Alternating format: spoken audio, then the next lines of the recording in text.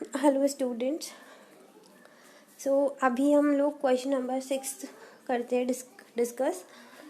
Y are the wages for farm labourers in Palampur less than minimum wages. Wages हम लोग उनकी salary को बोल सकते हैं, ठीक है।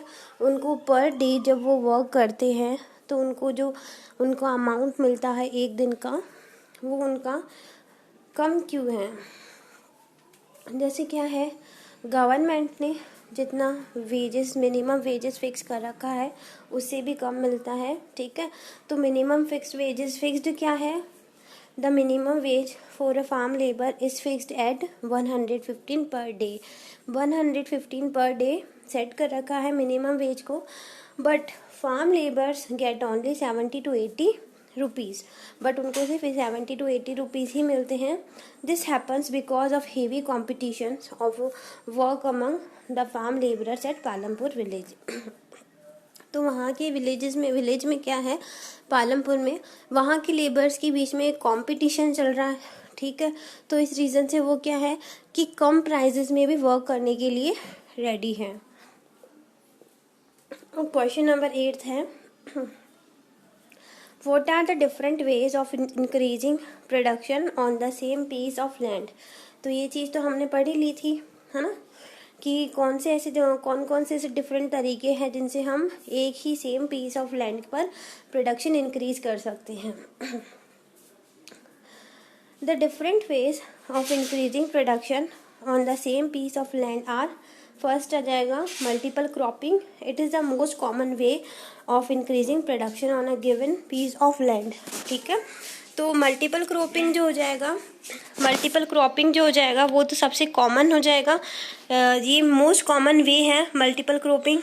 Under it more than one crop is grown on the same piece of land during the year, कि एक ही साल में, है ना। मल्टीपल क्रॉपिंग क्या था, एक ही साल में 1 ईयर के अंदर ही हम एक ही सेम लैंड के ऊपर अलग अलग क्रॉप्स ग्रो कर रहे हैं, मोर देन 1 क्रॉप ग्रो कर रहे हैं। Indian farmer should grow at least 2 main crops in a year. मतलब क्या है, इंडियन फार्मर्स जो होते हैं वो एक साल के अंदर मेनली 2 क्रॉप्स तो ग्रो करते ही है। In India some farmers are growing a third crop also over the past 20 year। पिछले 20 years से क्या है कि जो ये है फार्मर्स है वो और भी ज़्यादा मतलब थर्ड क्रॉप भी ग्रो करना स्टार्ट हो गए हैं। तो ये तो था हमारा मॉडर्न फार्मिंग मेथड, ठीक है। मल्टीपल क्रॉपिंग था, और ये है अब हमारा है मॉडर्न फार्मिंग मेथड। तो इसमें क्या है कि production on the same piece of land can be increased by adopting modern farming method. तो हम प्रोडक्टिविटी तो एक ही लैंड पर प्रोडक्टिविटी किसके थ्रू बढ़ा रहे हैं, हम मॉडर्न फार्मिंग मेथड यूज़ करके, ठीक है। तो ग्रीन रेवोल्यूशन जब इंडिया में आया था तो उसी ने ही सबसे ज़्यादा ग्रीन रेवोल्यूशन से ही मॉडर्न फार्मिंग मेथड्स इंट्रोड्यूस होने स्टार्ट हुए थे। Under modern farming more cultivable area should be brought under HYV seeds and irrigation. अब इसमें क्या होता है कि कल्टिवेबल एरिया के अंदर हाई यील्डिंग वेराइटी सीड्स और इरिगेशन को पूरा अच्छे से यूज़ किया जाता है, ठीक है। इरिगेशन अच्छे से की जाती है वहाँ पर। The use of simple wooden plough get the replaced by tractor. अब जो वो है ना, मतलब जो प्लोविंग करने के लिए हम यूज़ करते थे वुडन प्लो का, तो उनको हटाकर अब आजकल ट्रैक्टर्स का यूज़ करने लग गए हैं। The increasing use of farm machinery like tractor, thresher, harvester etcetera make cultivation faster. तो इन सब का यूज़ करके हम लोग क्या है, कल्टीवेशन को और भी ज़्यादा फास्ट कर रहे हैं। Question number 9 is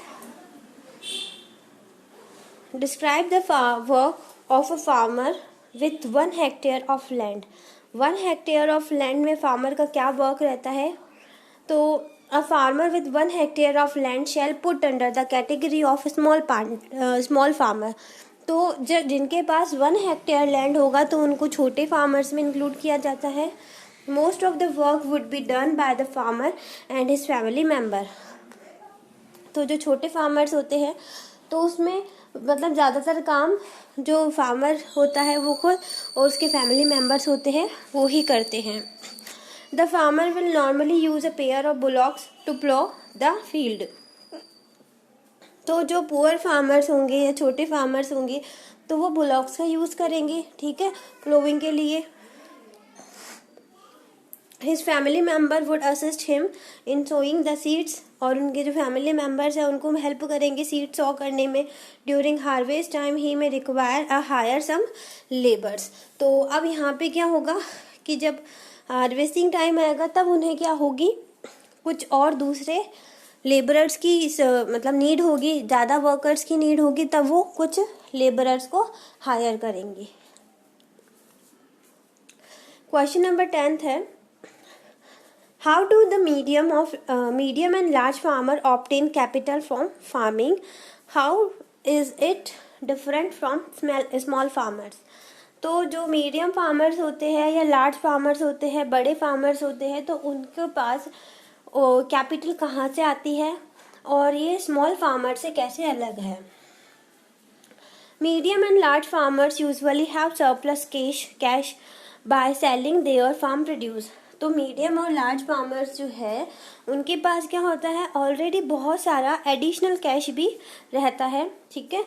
since they have land and house, जबकि उनके पास अपना लैंड भी है, हाउस भी है, they easily get loan from bank.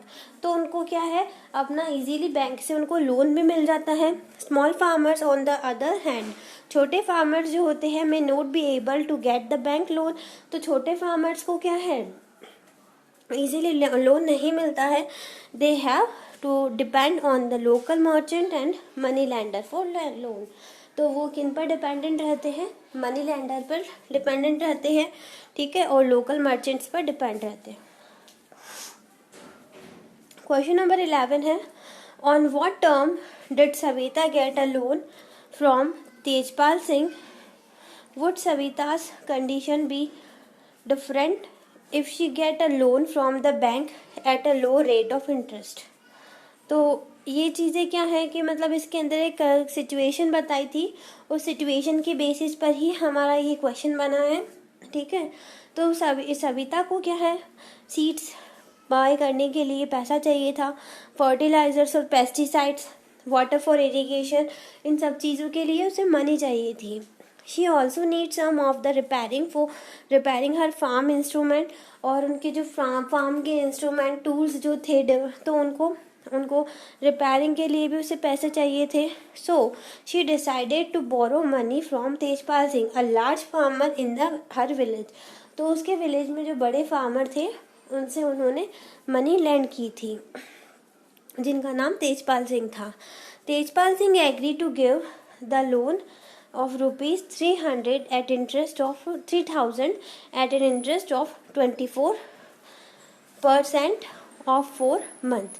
तो 4 मंथ के लिए उसे 24% जो है इंटरेस्ट देना था।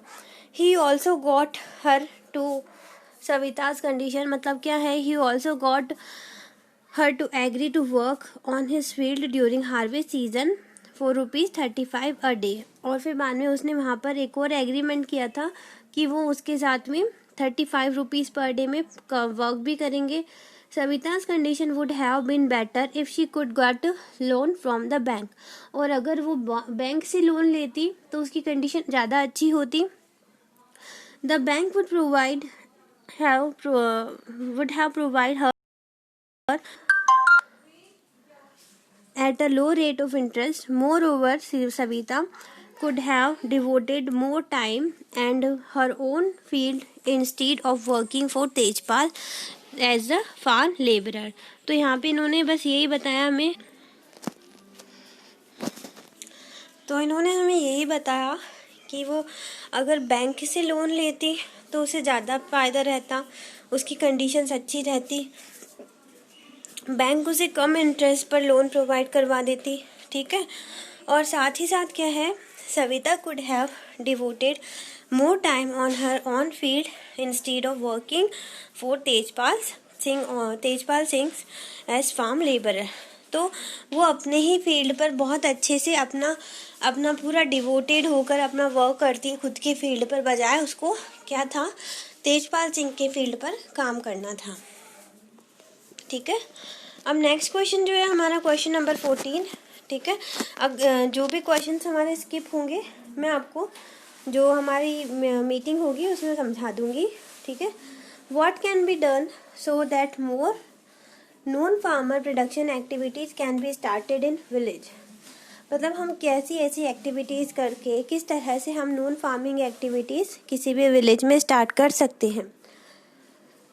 तो आएगा 3 things that need to be done to encourage non-farming production activities in villages. The first is the government should set up a scheme whereby landless labor and small, ठीक है, small farmers are able to get cheap loans to start small individual community business. क्या है कि government को क्या करना चाहिए, जो लैंडलेस लेबर्स है उनको एक मतलब कम प्राइजेस पर चीप लोन्स प्रोवाइड करवाने चाहिए, जिसमें क्या होते हैं कि कोई भी छोटा इंसान, कोई भी पर्सन जो भी है या कम्युनिटी बिजनेस जो है वो अपना स्टार्ट कर सके। ठीक है, इसी के साथ क्या है, उनको फाइनेंशियल असिस्टेंस भी मिलना चाहिए। Government should set up a rural workshops to enable the villager to build on their skill levels. क्या है कि साथ ही साथ ये भी बोला गया है कि गवर्नमेंट की साइड से कुछ ऐसी वर्कशॉप्स लगनी चाहिए, सेमिनार्स होने चाहिए, जिसमें क्या होगा कि वो लोग अपना इस तरह से उनके अंदर एक स्किल्स लेवल जो है वो डेवलप हो सके कि बिजनेस स्किल लेवल्स कैसे डेवलप किया जाए। The government should also work toward improving the infrastructure of village so that the rural part of the country are well connected to the urban area. So इन्होंने यही बोला है कि infrastructure जो है विलेज का वो भी अच्छा होना चाहिए, सुधरना चाहिए, ट्रांसपोर्टेशन जो है वो भी परफेक्ट होना चाहिए, जिससे क्या होगा अर्बन एरिया से वो अच्छे से कांटेक्ट कर सके। ठीक है, तो इस तरह से मैंने आपके साथ इकोनॉमिक्स का फर्स्ट चैप्टर जो है पूरा एक्सप्लेन कर दिया है। जो भी क्वेश्चंस रहे हैं इसके हम लोग हमारी जो मीटिंग होगी गूगल मीट वहाँ करवा दूँगी मैं, या उसका और भी है जो मैं मतलब रिकॉर्डिंग भी शेयर कर दूँगी, इसमें कोई प्रॉब्लम नहीं है। ठीक है, ओके।